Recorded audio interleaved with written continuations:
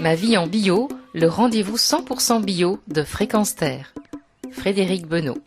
Une fois n'est pas coutume, la vie en bio file en cuisine. Nous y retrouvons Marie Chiocca. Bonjour. Bonjour. Alors aujourd'hui, le sujet est vaste, c'est un peu l'arlésienne. C'est quelque chose qui commence sérieusement à nous intéresser après 40 ans. On s'aperçoit qu'on mange et qu'on élimine de moins en moins. Rester mince, c'est pas facile. Alors il y a bien entendu l'exercice. Marcher au moins 6000 pas par jour, c'est ce que dit Michel Simès. Mais il faut aussi manger équilibré et s'y tenir. Marie Chiocca, vous avez rédigé un recueil de 90 recettes avec cette intention. Et vous vous faites aider par une diététicienne. Avant de rentrer dans les recettes, vous donnez des conseils pour bien manger. Vous parlez de journée alimentaire, c'est la base. Oui, voilà. Alors pour cet ouvrage, effectivement, je me suis fait vraiment aider d'une diététicienne formidable, Brigitte Fichot, qui a plus de 35 ans d'expérience, qui est diététicienne vraiment orientée cuisine bio et cuisine saine, c'est très important. Et je pense qu'à deux, on a fait un bon boulot. Voilà. Moi, toute la partie recette et elle, toute la partie théorique. Voilà, alors... J'ai même appris des choses en travaillant avec elle que je ne savais pas et que je pratique maintenant et qui sont assez intéressantes, effectivement. Alors oui, c'est un peu la réflexion que je me suis faite en ouvrant les premières pages. Je me suis dit, oh non, des cours de diététique, on n'a pas envie d'y passer forcément par là. Et puis finalement, c'est simple. Oui, c'est simple et c'est intéressant. Pour vous donner un exemple qui m'a au début fait sauter au plafond et pour finir, j'ai fait confiance à Brigitte et elle avait entièrement raison, c'est le coup du petit déjeuner salé. Alors moi, c'est vrai que je suis comme beaucoup de gens, un petit déjeuner, je l'imagine sucré, Oui. même sainement, avec des fruits, des choses comme ça. Et elle explique bien que le petit déjeuner salé, c'est le secret, entre guillemets, le secret qui va vous faire décrocher du sucre.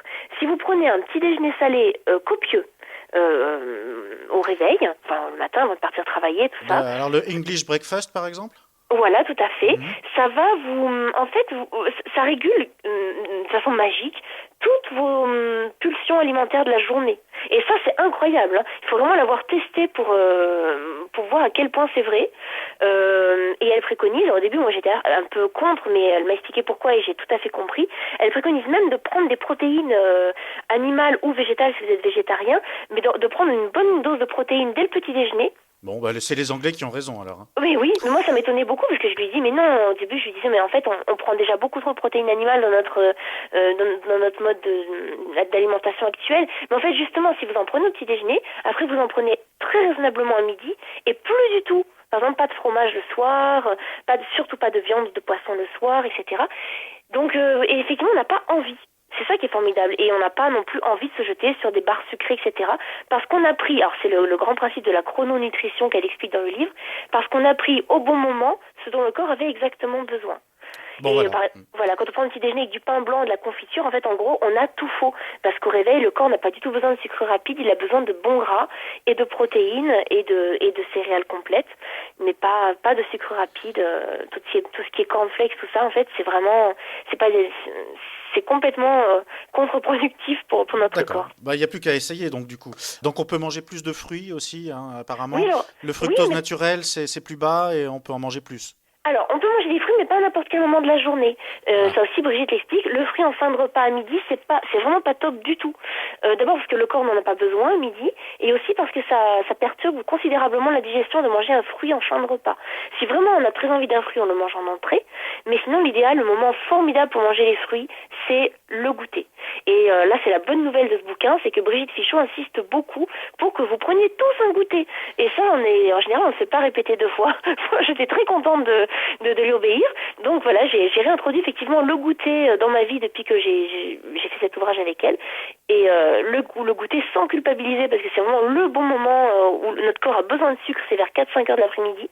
Et si vous prenez un bon goûter sain, gourmand, appétissant, vers 4-5 heures, en général le soir vous avez plus faim. Et c'est très bien parce que le soir il faut manger très peu. C'est ce qu'il y a de mieux. Voilà. Parce que justement, on en parlait la dernière fois, le foie, c'est très important, il a besoin de détoxifier notre organisme et lui il travaille la nuit. Donc si la nuit le corps passe son temps, le foie, à traiter l'alcool, le petit verre de vin que vous aurez bu le soir, le morceau de fromage, le morceau de pain blanc, le bout de chocolat, etc., il passe pas son temps à détoxifier votre organisme et au fur et à mesure l'organisme s'encrasse, on tombe malade, on est très fatigué et on prend du poids. Eh ben, vous savez quoi, je suis en train de m'apercevoir que les Anglais ont vraiment, vraiment tout juste. Alors oui et C'est non. pas écrit comme ça dans le livre, mais Oui.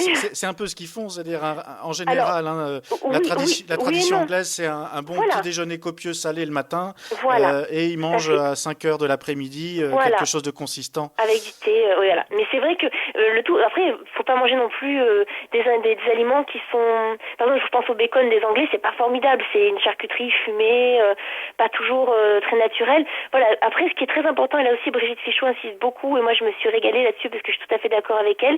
En fait, il n'y a pas de tabou dans l'alimentation. On peut manger de tout. Bon, Mm. à part les pauvres gens, bien sûr, qui ont des allergies ou des intolérances graves. Mais sinon, on peut manger de tout, à condition que ça soit des produits naturels, de bonne qualité.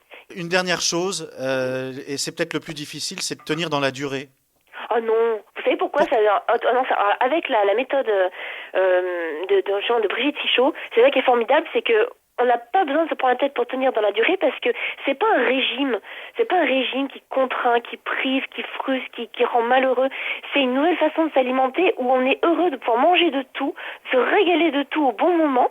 Si par exemple vous avez envie d'un dessert à midi, vous vous dites non, le dessert à midi me fera pas du bien, j'ai pas besoin de sucre à midi, mais je sais que par exemple telle petite part de gâteau au chocolat, je vais me régaler, je vais la prendre à 4 heures, ça va être super bon.